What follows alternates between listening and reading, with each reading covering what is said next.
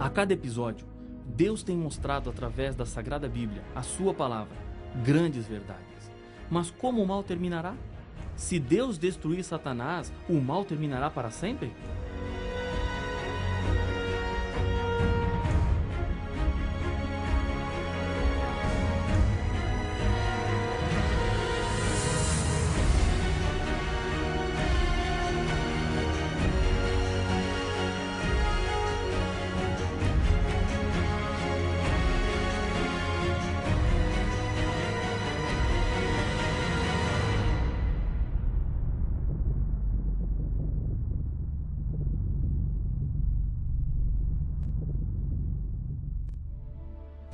Satanás está furioso porque a Bíblia Sagrada mostra quem realmente ele é. A sua maior estratégia nos nossos dias é o disfarce. Ele não se mostra como realmente é. Ele está sempre escondido atrás de alguma coisa que seja atrativa para os seres humanos. A esta armadilha escondida dá-se o nome de tentação.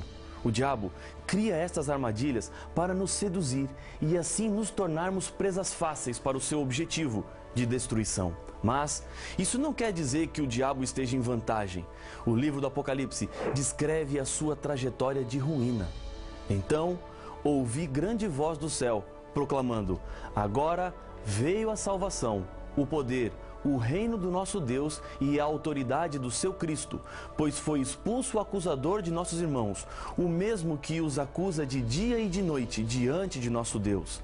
Eles, pois, o venceram, por causa do sangue do Cordeiro e por causa da palavra do testemunho que deram, e mesmo em face da morte, não amaram a própria vida. Por isto, festejai, ó céus, e vós os que neles habitais.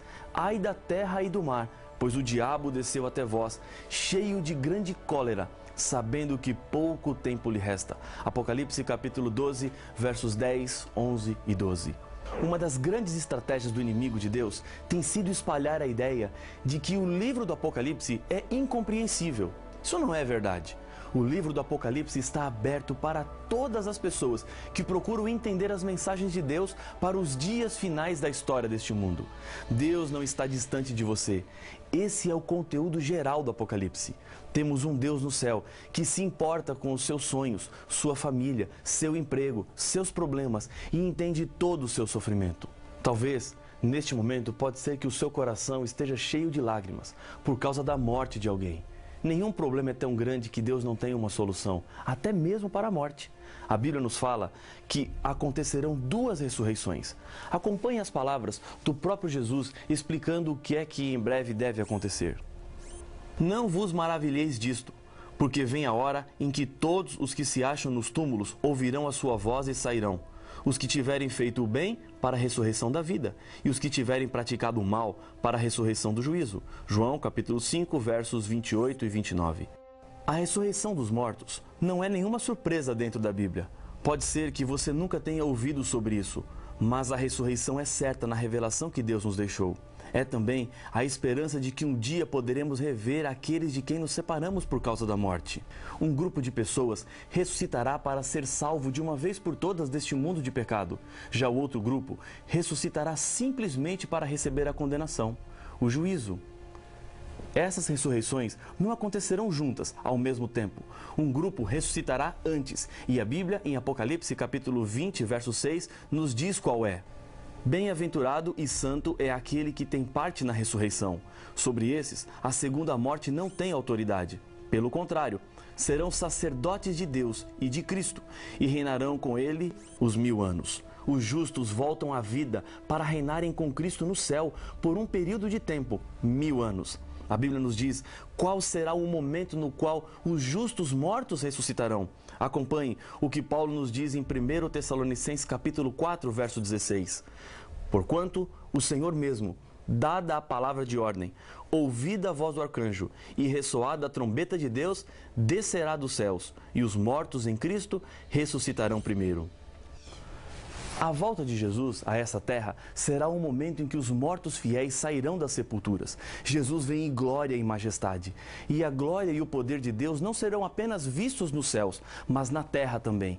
As sepulturas começam a se abrir e todos aqueles que entregaram a sua vida para Deus e viveram uma vida de acordo com a vontade dele, podem também olhar para o céu e assistir o maior espetáculo que já aconteceu aqui na terra. A ordem vem de Jesus, e aqueles que escolheram a vida eterna abrirão mais uma vez os seus olhos para nunca mais fecharem.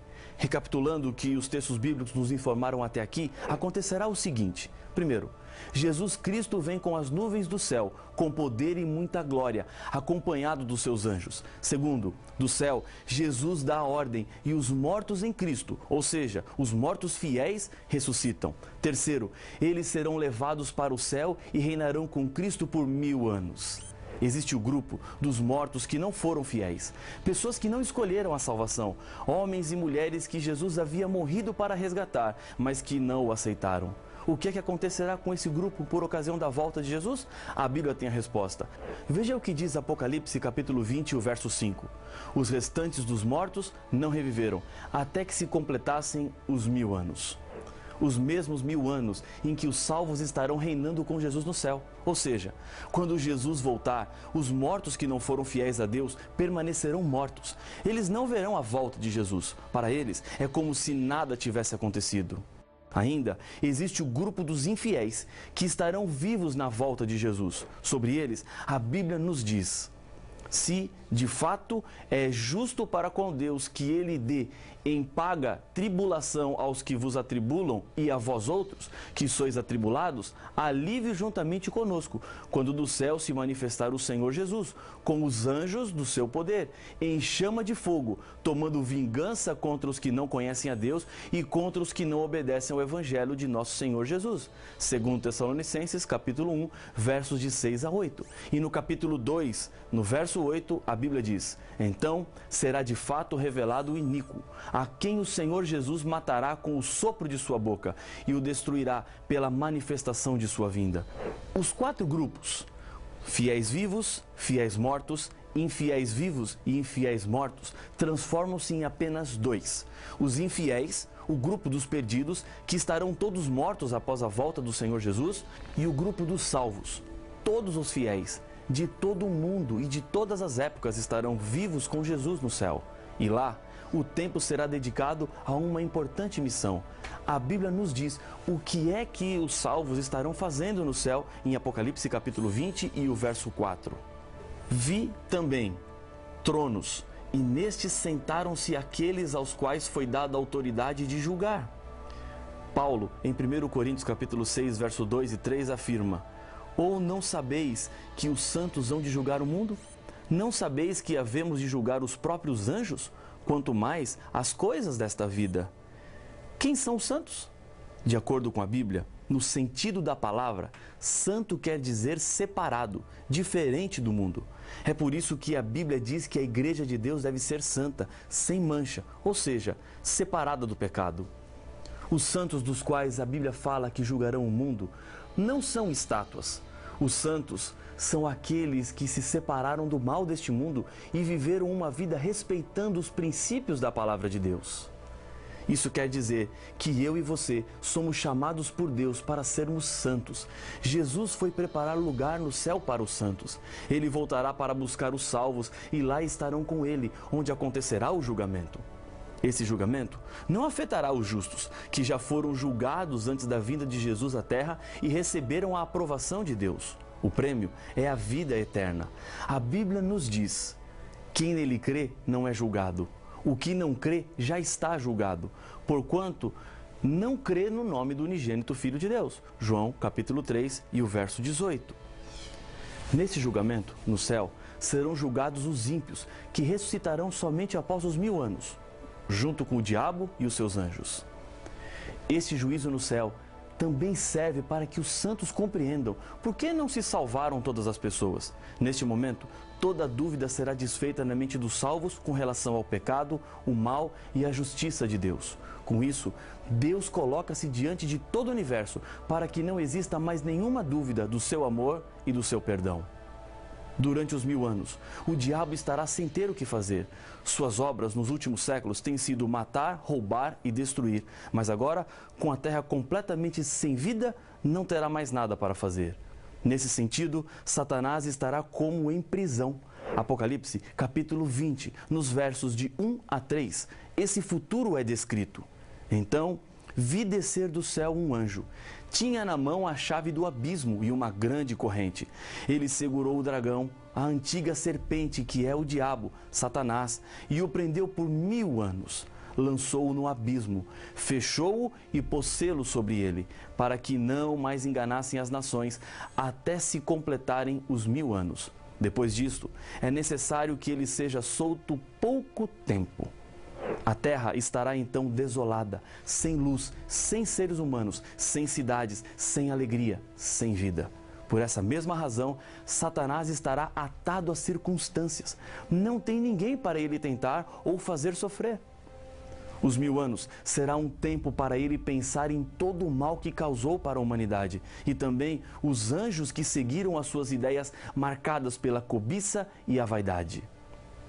Tudo que estamos estudando aqui, Satanás conhece bem. Ele sabe do seu futuro e o que ele mais quer hoje é levar o máximo possível de pessoas com ele para a destruição. Cabe a cada ser humano fazer uma escolha. Onde queremos passar a eternidade? A resposta é óbvia, mas a prática nem sempre é. Todos respondem no céu, mas lembre-se que para isso acontecer é necessário que sua vida seja colocada inteiramente nas mãos de Deus. E isso significa dependência da vontade de Deus. O céu será um lugar de muitas surpresas, 3 pelo menos. Você estar lá será a primeira. Depois das lutas e das dificuldades enfrentadas, encontraremos o alívio eterno para todo o sofrimento. A morte não mais nos fará chorar. Filhos não mais entrarão no mundo das drogas. Famílias não serão mais desfeitas. Não haverá mais esposas sendo espancadas pelos seus maridos. Você não perderá mais o sono por causa de problemas financeiros. A culpa que te machuca não será mais lembrada. Os crimes não mais existirão. Só de pensar em estar lá e o que é que isso representa para nós é razão suficiente para você tomar uma decisão na sua vida. Segunda, estarão pessoas que você pensou que não estariam. Tudo isso graças ao perdão de Deus e à transformação que Ele faz na vida dos seres humanos. Tenho encontrado muitas pessoas que são a prova viva disso que eu estou te falando. Deus pode mudar o seu caráter, fazer de você um vencedor em todos os vícios, abandonar aquilo que te faz mal. E a terceira, pessoas que você achou que estariam no céu, não estarão. Deus não olha para os seres humanos como nós olhamos. Deus vê o coração e não apenas o exterior. A mudança que Deus quer fazer na sua vida é profunda. Deus vai no centro, Ele toca na ferida para curar. Deus tem poder para isso. Permita que Ele entre de verdade na sua vida.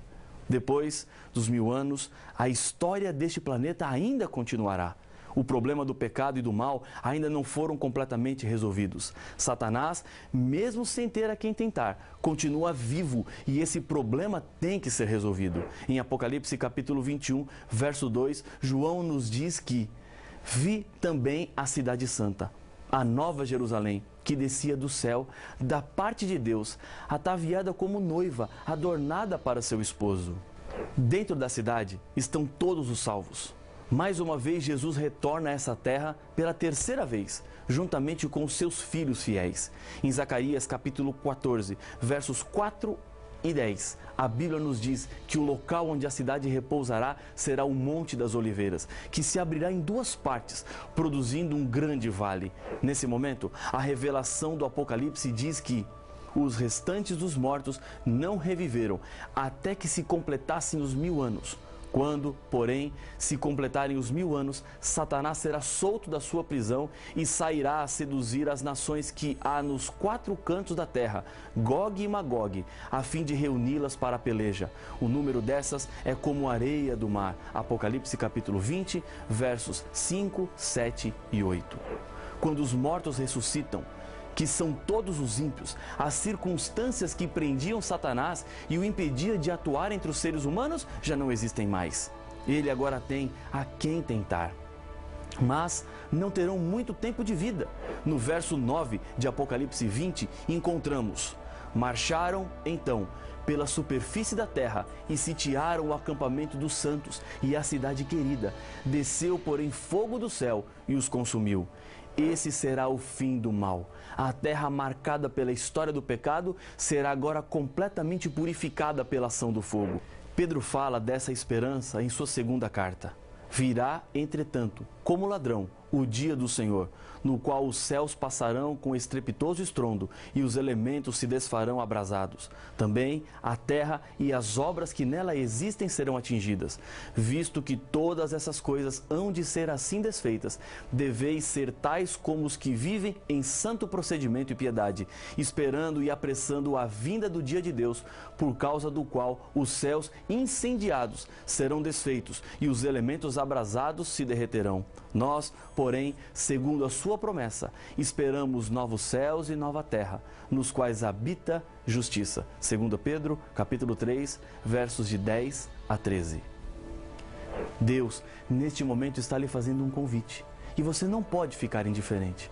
Jesus morreu para que você tivesse acesso ao céu. Ele te ama. Você é a razão do amor de Deus. Talvez você tenha se sentido rejeitado. Há pessoas que não te valorizam. Mas saiba que Jesus viria a essa terra a morrer se fosse apenas por você, porque para Ele você tem muito valor. Pare de sofrer sozinho. O seu futuro pode ser maravilhoso e Deus quer abrir as portas do céu para você. Se essa é a sua decisão, quero lhe convidar a orar comigo. Senhor, muito obrigado, porque temos a certeza e a esperança da restauração e da vida eterna. Neste momento, corações sinceros estão sendo depositados diante do Senhor. Aceita a nossa decisão, por isso eu entrego estas pessoas que oram comigo agora nas tuas mãos, em nome de Jesus. Amém.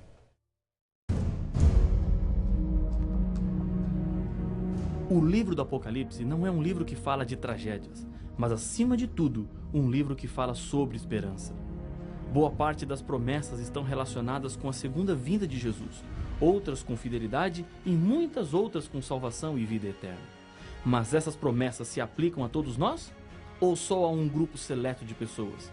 Para saber as respostas, não perca o próximo episódio de Apocalipse, o fim revelado.